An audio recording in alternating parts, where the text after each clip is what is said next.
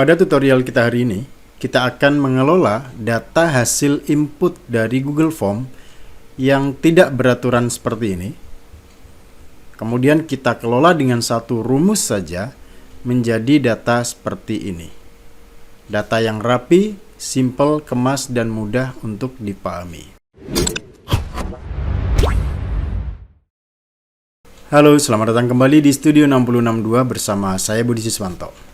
Jadi hari ini kita akan belajar mengelola data input dari Google Form yang terdiri dari banyak section, sehingga datanya itu tidak beraturan.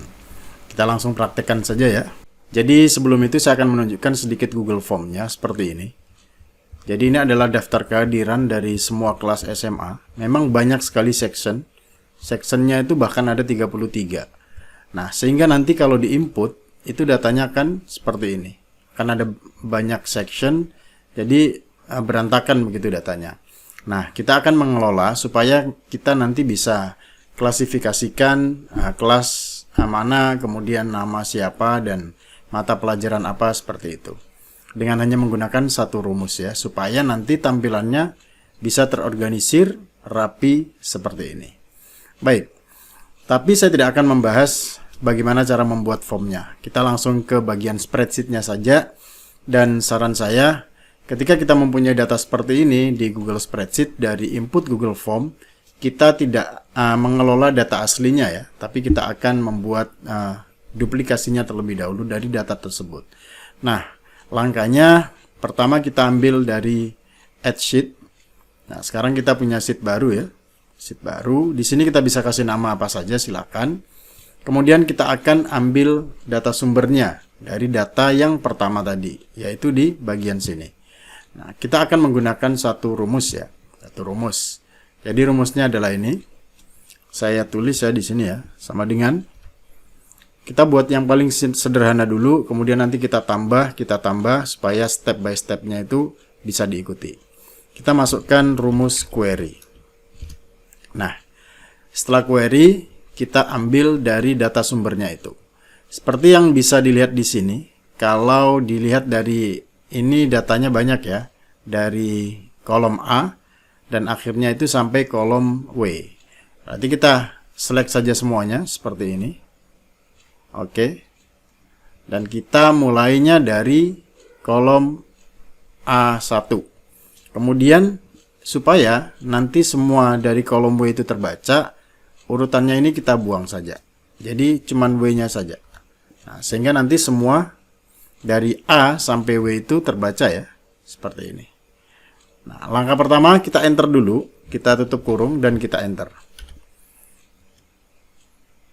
Nah, kalau kita enter berarti ini 100% sama dengan yang data pertama.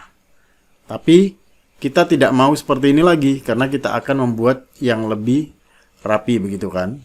Perhatikan dari semua data di sini, kalau kita klik, itu rumusnya cuma ada di bagian paling atas.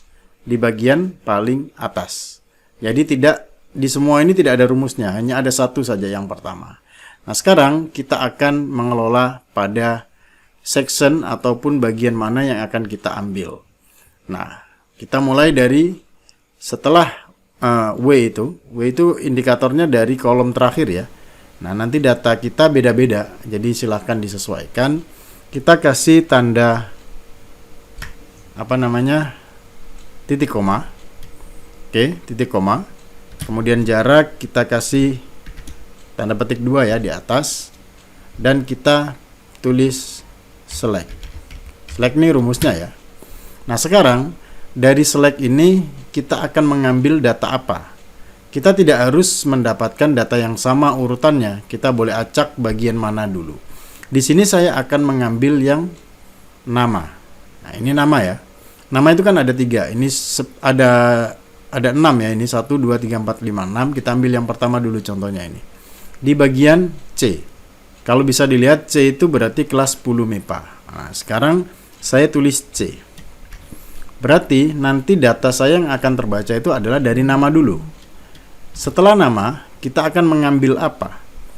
Kita akan mengambil kelas. Berarti di sini adalah kelas B berarti kan? Oke. Dari sini saya enter dulu supaya tahu apa perubahannya. Nah, sekarang kita sudah mempunyai urutannya. Semua yang ada pada kolom tadi, ya ini kolom C ya. Kolom C itu di sini. Kolom C, yaitu namanya ini akan terbaca di bagian depan. Kemudian yang berada di kolom B itu tadi ini adalah kelasnya, akan langsung masuk di sini. Tetapi jadi permasalahan adalah semuanya masih berantakan, jadi belum berurutan. Nah, karena semua kelas masih terbaca, tetapi namanya tidak ada. Contoh nih, yang bagian 5A ini kan, ada kelasnya, tapi tidak ada namanya. Karena datanya di sini berada di bagian kolom lain. Nah, selanjutnya kita kembali ke bagian rumus ini.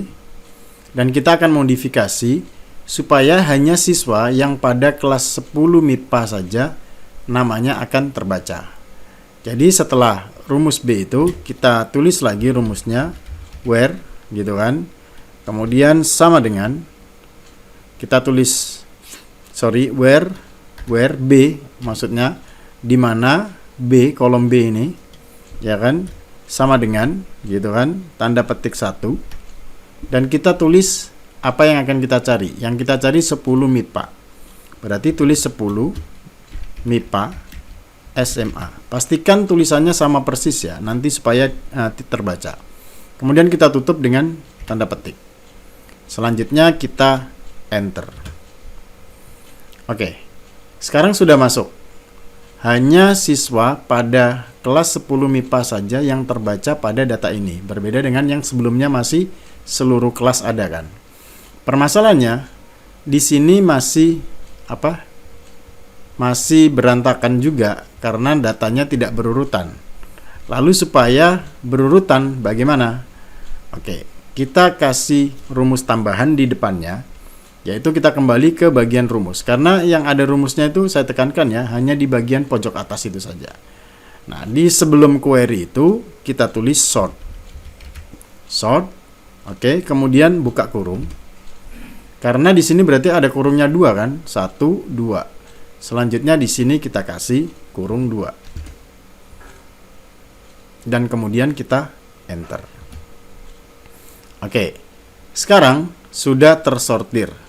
Sudah tersortir ya. Namanya sesuai dengan abjad. Nih, A, kemudian B dan seterusnya. Permasalahannya header saya tadi juga masuk. Di mana header saya tadi ya? Nah, ini. Saya tidak mau, ini kan tadi mulainya di kolom 1A. Supaya itu tidak ada, kita mulai di sini menjadi kolom 1B. A2. Oke, sekarang sudah tidak ada. Nah, ini masih belum spesifik. Yang saya mau cari adalah nama di kelas 10 MIPA pada mata pelajaran Bahasa Indonesia. Nah, begitu. Maksudnya gini, datanya ini kan begini. Ini ada namanya. Kemudian ini ada kelasnya dan di sini ada mata pelajaran Bahasa Indonesia. Nah, kita harus ingat di sumber datanya itu mata pelajaran itu pada kolom apa. Kalau di sini berarti kolom K. Ini kolom K kan? Oke. Berarti kita harus masukkan di bagian sini lagi, kembali ke yang paling atas. Di sini kita masukkan K. Oke, kita masukkan K. Kita koma dulu, koma K. Seperti ini. Nah, sekarang di kolom K semuanya masih terbaca. Ada bahasa Indonesia, ada pendidikan agama dan sebagainya. Kita hanya mau mencari yang bahasa Indonesia contohnya. Bagaimana mensortirnya lagi? Di setelah tanda titik 1 itu kita kasih jarak dulu. Kemudian kembali lagi kita tulis N. Jadi kan kita sudah ada where, di mana kelas gitu kan. Dan sekarang di mana pada apa? Pada mata pelajaran apa? Berarti kita tulis K. Nah, ini kan K-nya sudah keluar kan? Bukan C ya. C ini adalah tempat kita letakkan, tapi sumbernya itu berada di sini, di K. N K sama dengan gitu kan? titik koma, koma satu saja. Kemudian kita tulis bahasa Indonesia. Dan sekali lagi kita kasih satu tanda petik dan kita kasih penutup lagi, enter. Penutupnya nggak usah ya, enter. Nah, sekarang sudah keluar nih, sudah keluar. Nama, kelas berapa, mata pelajaran apa, seperti itu. Kita bisa menambahkan kolom apa saja yang akan kita masukkan di sini, tidak harus berurutan dari data ini. Kalau ini kan ada siswa, kemudian tanggal, jam ujian gitu kan. Seandainya kita mau memasukkan pada kolom tanggal, yang terpenting adalah kita mengetahui sumbernya di mana. Ini kan sumbernya di I ya, di I. Berarti kita bisa memasukkan di sini.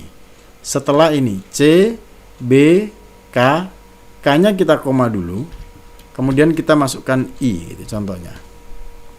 Jadi kalau kita enter, maka akan ada di sini. Kalau seandainya kita mau pindahkan tanggal ini berada di sebelah kelas, juga bisa. Caranya tinggal kita masukkan, ini kan C, berarti ini B, berarti kita masukkan di sini I terlebih dahulu. Seperti itu.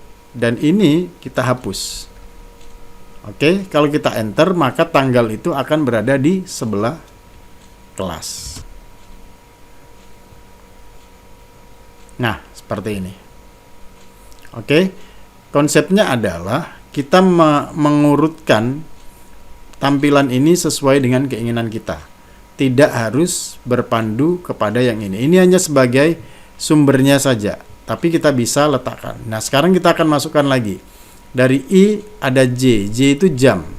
Ya, jam keberapa gitu. Kita bisa masukkan dengan menuliskan di sebelah I. Berarti kita kembali di sini, kita letakkan J di sini. Kalau kita enter berarti adalah nama, tanggal berapa, kemudian jam keberapa, kelas berapa, baru mata pelajarannya. Kita enter. Ini kan seperti itu. Dan kalau kita mau menghapus ya tinggal hapus kolom ini saja. Itu bagaimana cara mudah kita manage dari sumber data pada spreadsheet yang diinput dari Google Form tetapi tidak beraturan. Nah, seandainya kalau kita mau mengambil dari kelas lain bagaimana? Kita copy saja rumus dari yang ada ini. Kita copy. Saya letakkan di bagian samping kanannya. Kalau bisa dilihat, ini akan sama. Ini akan sama karena rumusnya sama kan? Tapi saya akan mengambil pada kelas ini bukan kelas 10 MIPA, tapi kelas yang lain. Kita lihat sumbernya di sini. Contohnya di kelas ini 11 MIPA itu ada di kolom E. Oke, berada di kolom E. Nah, kita akan coba. Berarti kita pindah di sini. Dan namanya itu ada di kolom E ya, namanya ada di kolom E, betul. Oke, kita kolom E, berarti C-nya ini kita ganti dengan E. Kita enter. Ternyata tidak ada kan? Kenapa? Karena di sini masih kelas 10 MIPA. Yang harus kita ganti di sini adalah kelas 11 MIPA. Setelah itu dia sudah keluar. Ini ada namanya. Ini kelas 11 MIPA. Dan ini mata pelajarannya. Nah, kalau seandainya mau mata pelajaran yang lain, kita tinggal ganti di bagian ini.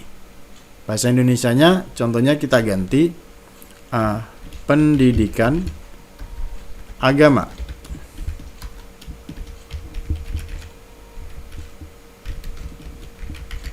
Kita enter, maka di sini sudah berganti menjadi pendidikan agama.